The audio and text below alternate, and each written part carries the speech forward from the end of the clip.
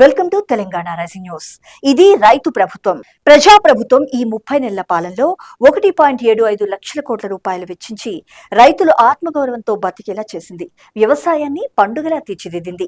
ఈ ప్రభుత్వాన్ని కంచెవేసి కాపాడుకోవాల్సిన బాధ్యత అన్నదాతలదేనంటూ ముఖ్యమంత్రి శ్రీ రేవంత్ రెడ్డి గారు స్పష్టం చేశారు. బీఆర్ఎస్ నేతలు నేడు కేసీఆర్ ను మించి అబద్దాలు ప్రచారం చేస్తున్నారంటూ దుయ్యబట్టారు. బీఆర్ఎస్ ను అధికారంలోకి తిరిగి రానియ్యం, వారు మళ్లీ వస్తే ఇంతకు ముందు మాదిరే భార్యాభర్తల ఫోన్లు వింటం తప్ప ఏమీ చేయనట్టు పేర్కొన్నారు. అలాగే బీజేపీకి తెలంగాణలో అంత సీన్ లేదంటూ స్పష్టం చేశారు. కేసీఆర్ ఉద్యోగాలన్నీ తన ఇంట్లో ఇచ్చుకొని నాడు నిరుద్యోగులను మోసం చేశారు. మేము 30 నెలల్లోనే 70,000 ఉద్యోగాలు ఇచ్చాం. మొదటి తారీఖునే జీతాలు చెల్లిస్తున్నాం. నాడు వరి వేస్తే ఉరి అని కేసీఆర్ బెదిరించి రైతుల పంటను ఏమాత్రం కొనలేదు. ఆయన మాత్రం ఫామ్ హౌస్ లో వరి పండించి క్వింటాలకు 4,200 రూపాయల చొప్పున అమ్ముకున్నాడు. అలాగే బెంగాల్లో మాదిరిగా రాష్ట్రంలో బీజేపీ ఆటలు ఎంత మాత్రం సాగవంటూ స్పష్టం చేశారు సీఎం రేవంత్ రెడ్డి గారు. 2023 డిసెంబర్ 7న నాడు ప్రజాప్రభుత్వం ఏర్పడే నాటికి 8.11 లక్షల కోట్ల అప్పు ఉంది. ఉమ్మడి రాష్ట్రంలో 60 ఏళ్లలో 19 మంది ముఖ్యమంత్రులు కలిసి 69,000 కోట్ల అప్పులు మాత్రమే చేస్తే కల్వకుంట్ల చంద్రశేఖరరావు 7 లక్షల కోట్ల పైచిలకు అప్పులు చేసి రాష్ట్రాన్ని నిండా ముంచి అడ్డంగా దోచు తిన్నారంటూ స్పష్టం చేశారు సీఎం రేవంత్ రెడ్డి గారు. ఇక్కడ మనకు ముఖ్యమైన అంశం చూసినాం.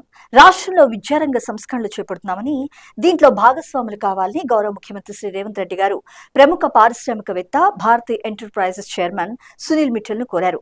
చందన్వెల్లిలో నెలకొల్పుతున్న డేటా సెంటర్ ను త్వరగా ప్రారంభించాలంటూ సూచించారు. సునీల్ మిట్టల్ మంగళవారం మర్రి చెన్నారెడ్డి మానవ వనరుల అభివృద్ధి కేంద్రంలోని బోధి పెవిలియన్ లో ముఖ్యమంత్రి శ్రీ రేవంత్ రెడ్డి గారితో మర్యాదపూర్వకంగా భేటీ అయ్యారు. ఈ సందర్భంగా విద్యారంగంలో చేపట్టిన సంస్కరణను మిట్టల్ కు సీఎం రేవంత్ రెడ్డి గారు ప్రత్యేకంగా వివరించారు.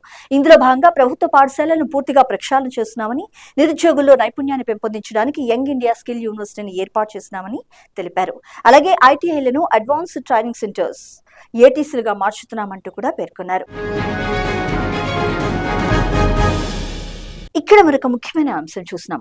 రేపు తొలి కాగిత రహిత మంత్రివర్గ సమావేశం. మెట్రో తదుపరి కార్యాచరణ జీరామ్జీపై చర్చించే అవకాశం. ముఖ్యమంత్రి శ్రీ రేవంత్ రెడ్డి గారి అధ్యక్షతన రేపు జూలై 2న సచివాలయంలో తొలి కాగిత రహిత రాష్ట్ర మంత్రివర్గ సమావేశం జరగనుంది. ఇకపై రాష్ట్ర మంత్రిమండలి సమావేశాలను ఈ కేబినెట్ విధానంలో నిర్వహించాలని గత భేటీలోనే నిర్ణయించారు. ఇందుకోసం సీఎం గారితో సహా మంత్రులకు ట్యాబ్లను అందజేశారు. మెట్రో, వీబీజీ రామ్జీ, వానాకాలపు సాగు, విత్తనాలు, ఎరువుల పంపిణీ, పంటల వైవిధ్యం, ఎలనినో వంటి పరిస్థితులను ఎదుర్కోవడం తదితర అంశాలపై చర్చకొచ్చే అవకాశం ఉంది. ఇక్కడ మరొక ముఖ్యమైన అంశం చూసినాం.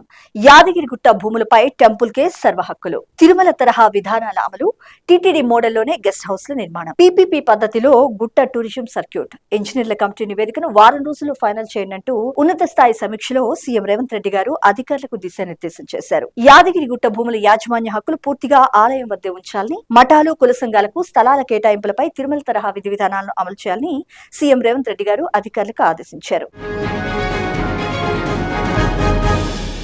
ఇక్కడ మరొక ముఖ్యమైన అంశం చూసినాం. రైతు సంక్షేమమే రాష్ట్రానికి సుభిక్షమని, ఆ లక్ష్యంతోనే ముఖ్యమంత్రి శ్రీ రేవంత్ రెడ్డి గారి అధినాయకత్వంలో కాంగ్రెస్ ప్రజా ప్రభుత్వం ముందుకు దూసుకెళ్తుందని PCC chief MLC Mahesh Kumar Goud గారు స్పష్టం చేశారు. రైతు భరోసా నిధులు పంపిణీ చేసే మరొకసారి అన్నదాతలపై కాంగ్రెస్ పార్టీ తనకున్న నిబద్ధతను, చిత్తశుద్ధిని చాటుకుందని పేర్కొన్నారు. వ్యవసాయ అభివృద్ధితోనే రాష్ట్ర ఆర్థిక వ్యవస్థ మరింత బలపడుతుందనే విశ్వాసంతో రైతు సంక్షేమానికి అధిక ప్రాధాన్యత ఇస్తున్నామంటూ పేర్కొన్నారు. ఇక్కడ మరొక ముఖ్యమైన అంశం చూసినాం. రైతు సంక్షేమమే ప్రజా ప్రభుత్వ ప్రధాన లక్ష్యమని డిప్యూటీ సీఎం మల్లు భట్టి విక్రమార్క గారు స్పష్టం చేశారు.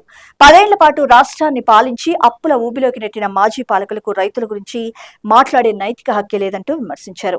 హైదరాబాద్ లోని శిల్పకళా వేదికలో నిర్వహించిన రైతు భరోసా సభలో వారు మాట్లాడుతూ, గత ప్రభుత్వ హయాంలో రైతుల కోసం చేసిన ఖర్చుతో పోలిస్తే కాంగ్రెస్ సర్కార్ రైతు సంక్షేమానికి ఎంతో అధిక ప్రాధాన్యతనిస్తుందని గణాంకాలతో సహా వివరించారు.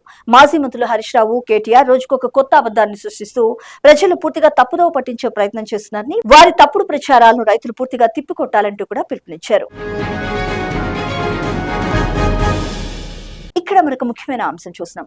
గ్లోబల్ ఏరోస్పేస్ డిఫెన్స్ క్యాపిటల్ గా హైదరాబాద్ ఏరో మార్ట్ 2026 ప్రారంభోత్సవంలో రాష్ట్ర పౌర సరఫరాల నీటిపారుదల శాఖ మంత్రి ఉత్తమ్ కుమార్ రెడ్డి గారు మాట్లాడుతూ, ప్రపంచ ఏరోస్పేస్ పరిశ్రమ ప్రస్తుతం హైదరాబాద్ వైపు చూస్తుందని, అత్యాధునిక యుద్ధ విమానాలు, హెలికాప్టర్లు, రక్షణ వ్యవస్థలో వినియోగించే కీలక విడిభాగాల తయారీలో తెలంగాణ అంతర్జాతీయ స్థాయిలో తన ముద్ర వేస్తుందని పేర్కొన్నారు. తెలంగాణ ఏరోస్పేస్ డిఫెన్స్ రంగం ఏటా సుమారు 30% వార్షిక వృద్ధిని నమోదు చేస్తోంది. గత ఏడాది ఈ రంగాల ఎగుమతులు 103% పెరిగి తొలిసారిగా ఫార్మా రంగ ఎగుమతులు అధిగమించాయంటూ స్పష్టం చేశారు.